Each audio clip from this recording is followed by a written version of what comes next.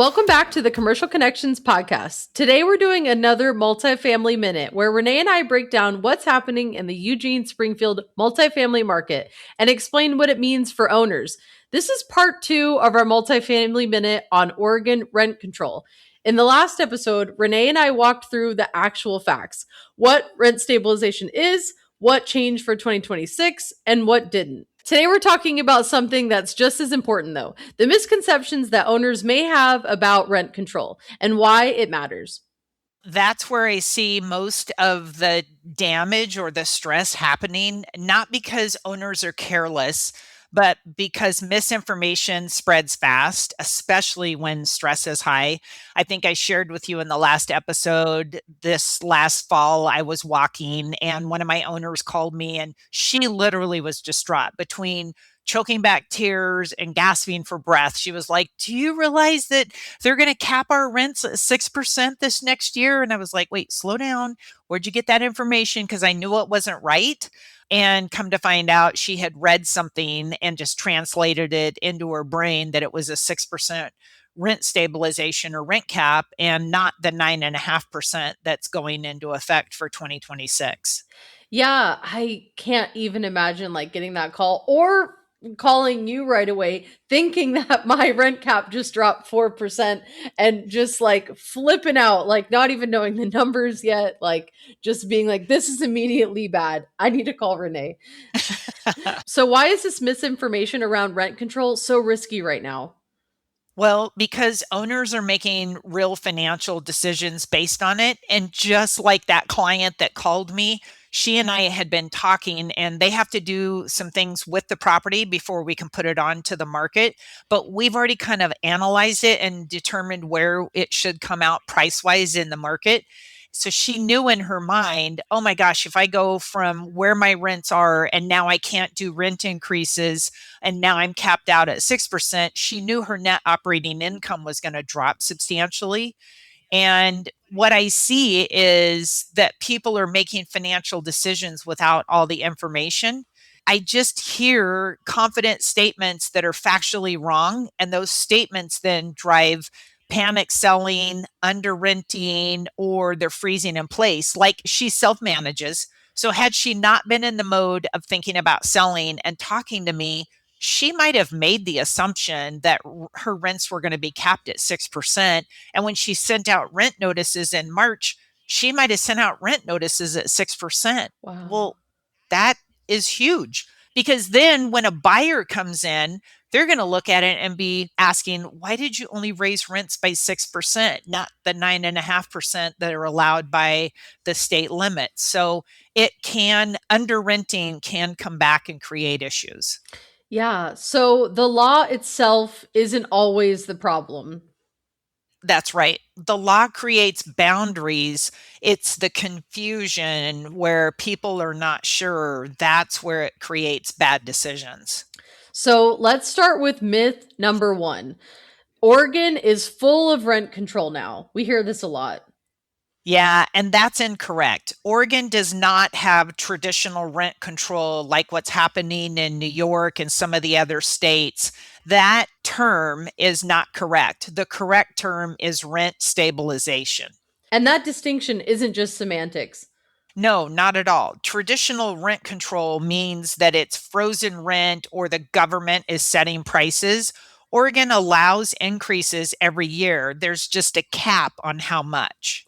So when owners repeat full rent control, they're overstating the reality. Yes, and they're overstating it creates fear when none is really warranted. All right, so myth number 2. I can't raise rents anymore. This one feels very common. It is. And one of the most costly misunderstandings, owners can raise rents annually as long as you're within the cap or the limit that is set by the state.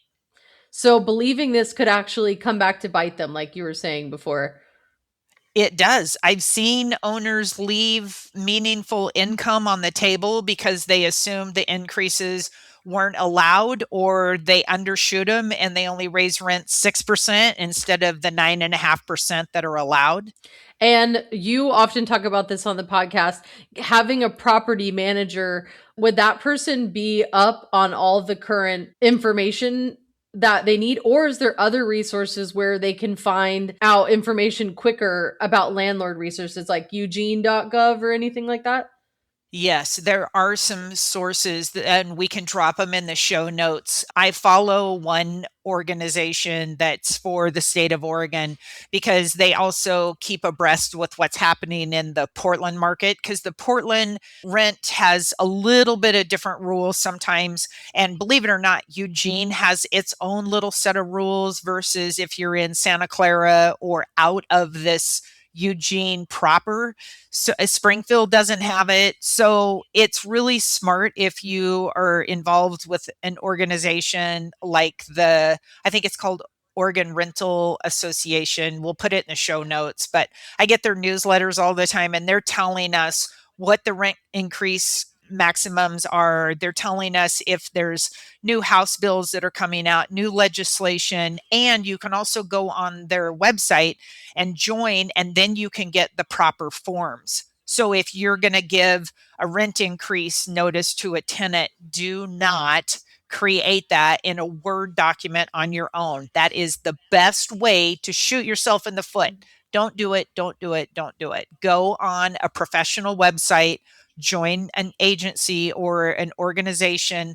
Lane Rental Owners, I've been a member since 1989, and you can get all the forms through their site, or then you can join at the state level through the Oregon Rental Housing Association that we're going to put in the show notes. Same thing. You can get rent increase notices. You can get notices if your tenant hasn't paid rent or if you need to evict them for cause. So it's not a great time to try to create your own form. You can get yourself into trouble. Yeah. You really want to use a state approved form. And do you have to get those notarized or is it smart to? No, you don't have to get them notarized, but you definitely want to save a Yeah. copy, because if the tenant doesn't agree and the tenant says, "Hey, I'm going to take you to court," you need your own documentation of what you've provided to your tenant so that you could take it before the judge. So you don't have to get it notarized, but you definitely want to save a copy. Is there anyone else you should have in your corner at that moment if you are in one of those positions? Like, do you need to connect with a lawyer or your CPA or anything like that? Well, here's the deal. I always tell my CPA, do it by the book. And if I get audited, you're going to the audit, not me. Because, he has all the answers and he knows everything. It's the same thing. If I ever had to go to small claims court, even small claims court, because I know there's a limit on what a tenant could sue a landlord for. I don't want to go to small claims court and potentially lose. I'm going to hire a property manager, and I already have all my units managed. It just gives me mental peace of mind to have a good property management company taking care of my rentals. But if I self-managed and I had to go through the court system, maybe to evict a tenant that shouldn't be there, or maybe you got a boyfriend, girlfriend, she's not on the lease, she's creating problems, he wants her out. Yeah. Now you've got the equivalent of a squatter. Yeah. You're going to want to hire a professional property manager or an eviction Okay. specialist. Tia, I hope I said your name correctly. She was the Lane Rental Owners Association president for years. That's all she does is evictions. She goes to eviction court every morning at 9 a.m. like clockwork, and works through her docket and helps landlords evict bad tenants. And she is an awesome person because she'll step out in the hallway with a tenant and say, "Okay, let's solve this before we go in." And if they're like, "Nope, we want our day before the judge." Okay, so you go in before the judge, and then the judge says, "Step out in the hallway and solve it." And you go right back out there, and Tia is still all smiles and like, "Okay, when can you move out? When can you hand me keys?" And it's not a bloodthirsty landlord who's trying to evict a tenant and put him out on the street. Right. That's not the situation. Yeah. The tenant either didn't pay rent or something like that. And so Tia is really a good advocate for that. But if you're in a situation where you need an expert, there's lots of good people in the Eugene Springfield market that specialize in that, helping landlords work through the process. And if someone had a question about that, I'm sure they could connect with you or us and send us a DM or a comment on this episode. We'd be happy to direct you in the right place. I don't think there's anyone you don't know in Eugene. Well, that was ironically when I created the name of the podcast, Commercially Connections. That's why I did it, because, the Kevin Bacon theory of being within 6 degrees or 6 people of knowing the person that you know, I do feel like that in Eugene. Like, if I don't know them, I can talk to 6 different people and they're going to tell me who to ask, and it's the right person. And that's the part that I love about living in Oregon is we are pretty tight knit and all close. So especially when it comes to things like rent stabilization, rent caps, owners need to make sure they're doing it right, because if you make a mistake, it's really expensive. Your tenant can sue you for damages, often up to 3 months worth of damages, plus their attorney fees, plus pain and suffering. So that means if you stress that tenant out and they can't go to work because now they've got anxiety issues or whatever, you could potentially be on the hook for them having medical issues. So having somebody like a professional property manager or somebody like Tia guiding you through rent increases or dealing with tenant issues, invaluable. Invaluable. So let's jump into the third myth. The 6% cap applies to all apartments. So we talked about this in the last episode, but in case you missed it, yes, this is something we've been hearing. The 6% cap applies to all apartments. Yeah, it only applies to manufactured home parks and floating home marinas with more than 30 spaces, not traditional apartment buildings. And I'm sure it would be easy to, I mean, we're all like scrolling and you see a headline Oregon rent control, 6% cap.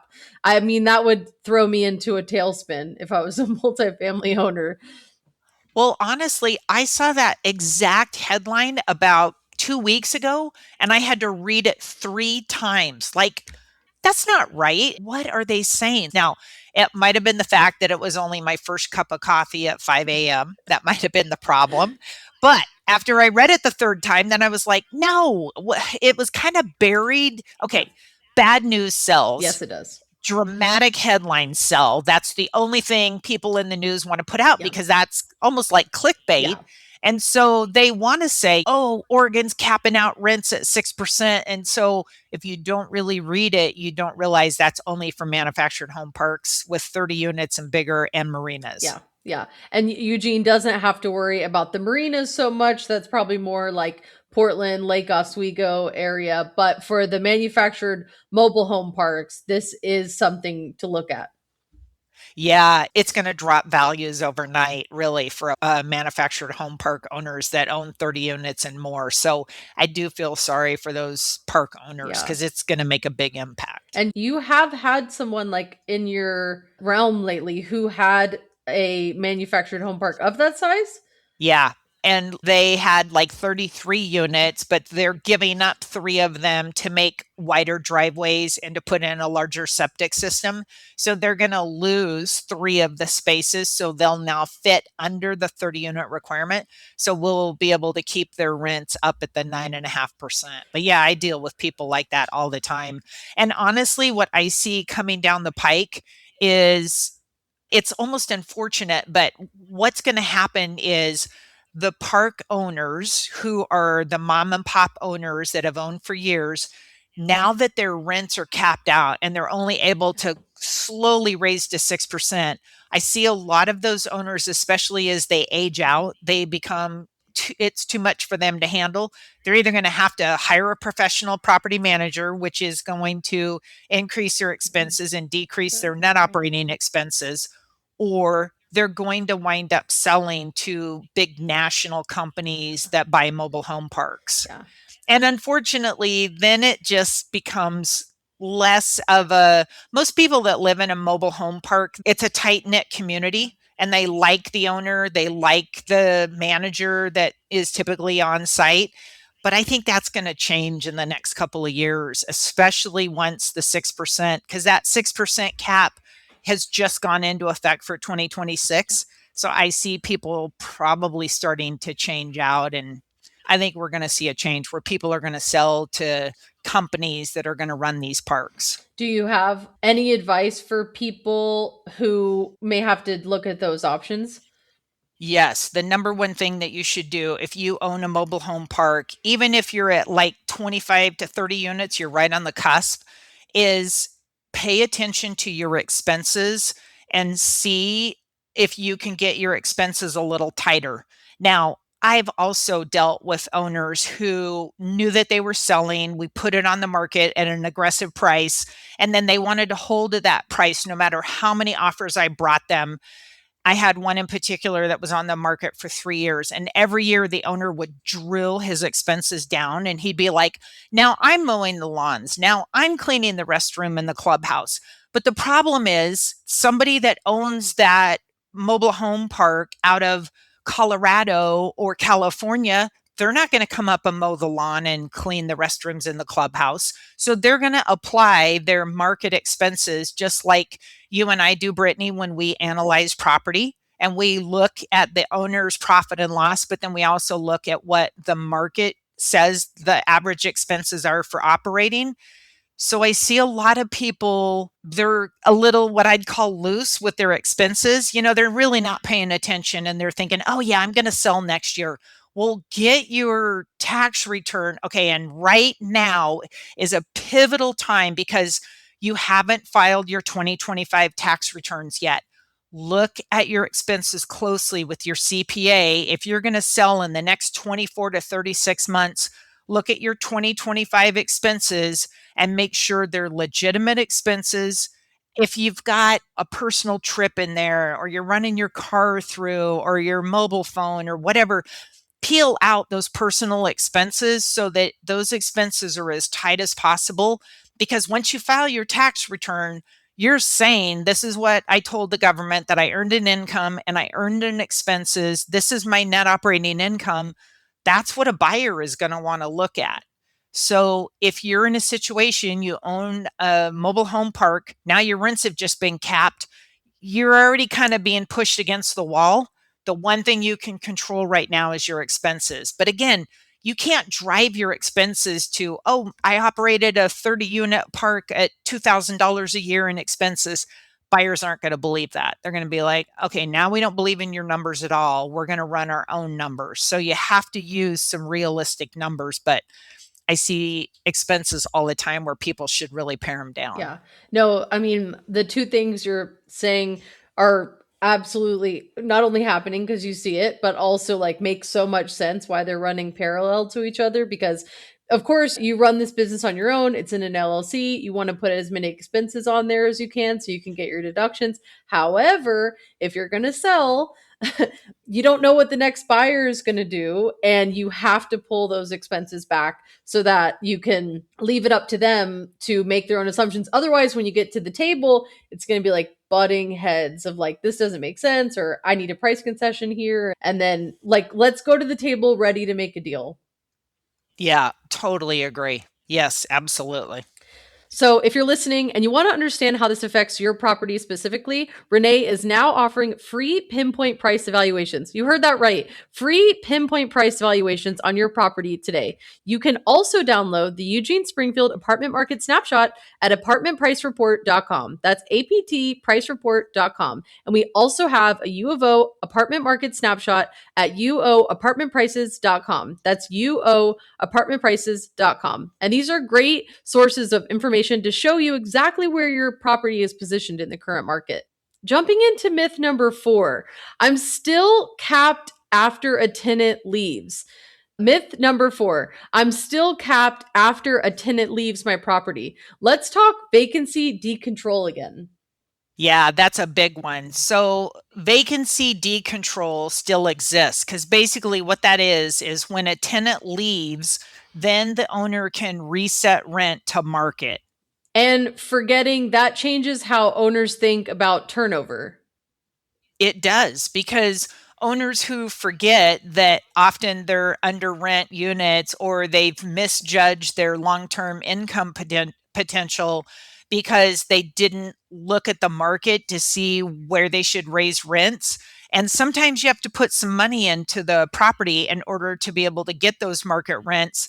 But if you can do it economically, then it's going to be to your advantage because you'll be able to raise rents higher. And then that will be like a carrot that's dangled to the buyer because the buyer is going to see those higher rents.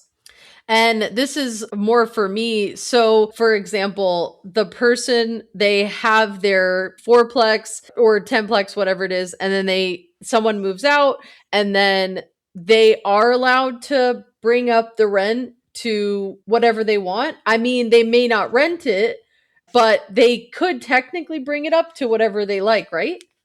Yes, they can do that as long as the tenant gave notice and moved out on their own. The government or the state of Oregon stopped landlords from pushing tenants out where they raised rents too high. And then a tenant would say, "Hey, I can't afford this rent. I'm moving out." And then the owner would just let the unit go vacant and then raise rents to market rent. They stop that process. But if a tenant says, "Hey, I'm moving, I'm buying a house, I'm moving out of state for a job, or I'm moving in with my mom," or whatever the situation is, then yes, the landlord has the ability to raise rents to market at that point. So let's talk about myth number 5. Rent caps killed multifamily values. This statement comes up a lot in an emotional conversations. Yeah, it really did in 2019 and in the past when the rent stabilization or rent caps came out. But it's a little bit misleading because rent stabilization affects the underwriting assumptions, not value by itself. So what actually drives value right now? Man, it's everything from expense growth, interest rates, debt, what the lenders are willing to loan, and then realistic rent propositioning. Because in the past, you could say, well, here's where market rent should be, and buyers would buy off of that, but they're not doing that now. Now they're saying, no, I want to buy off of existing rents. So strategy really matters far more than just the cap rate alone. That's such important reframing. Yeah, it really puts the control back in the owner's hands and it just gives them an option to look. Okay, let's say you're going to do rent increases in March, and traditionally you've done maybe 7% rent increases, 8%. Well, if you're going to sell this year, the new buyer's insurance premium is probably going to go up by about 20% when they take ownership. So you really want to increase your rents like 9.5% or the maximum that you can increase them because that'll help you when you go to sell the property. So the most dangerous statement owners make, if you had to pick one statement that worries you the most, what is it? There's nothing that I can do. I'm stuck. And you know why? Because when people say that, they're purposely putting their mind into a state of confusion so they do not have to take action. Yeah, it's that analysis paralysis. Totally. Yep. And owners still have choices. I mean, they can control their expenses. They've got timing on their side. They could look at refinancing, selling, exchanging. The rules just define the field or the rent stabilization, but it doesn't eliminate options. That's still all within the owner's control. So it's more about learning to work within the rules than to get super nervous when the headlines first come out and we're only hearing about new changes to the laws. Yeah, I would totally agree with that. So, what's the healthier mindset? Really understanding your actual numbers and clarifying your timeline, then you can make intentional decisions.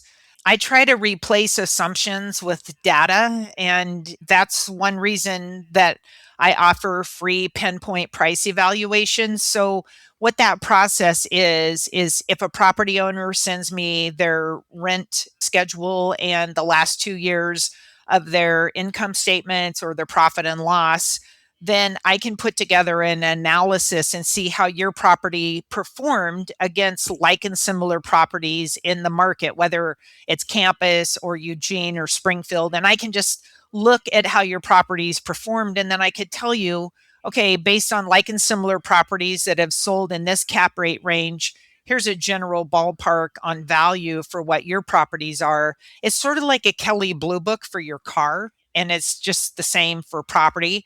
I go through a way deeper mental pretzel than a Kelly Blue Book process, but it's worth it to me to help owners understand where they're at because it helps change their stress level, really. Yeah.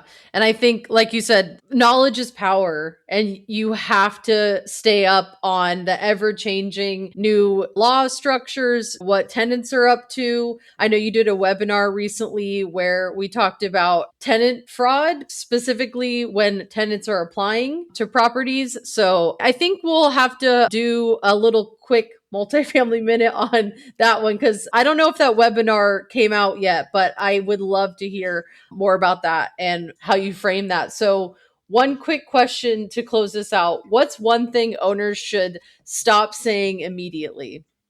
I would definitely say I'll deal with that later. And that's actually my 2026 resolution, New Year's resolution. I don't really do a ton of New Year's resolutions. National Quitters Day is January 12th. So most people that make a resolution January 1st quit by January 12th.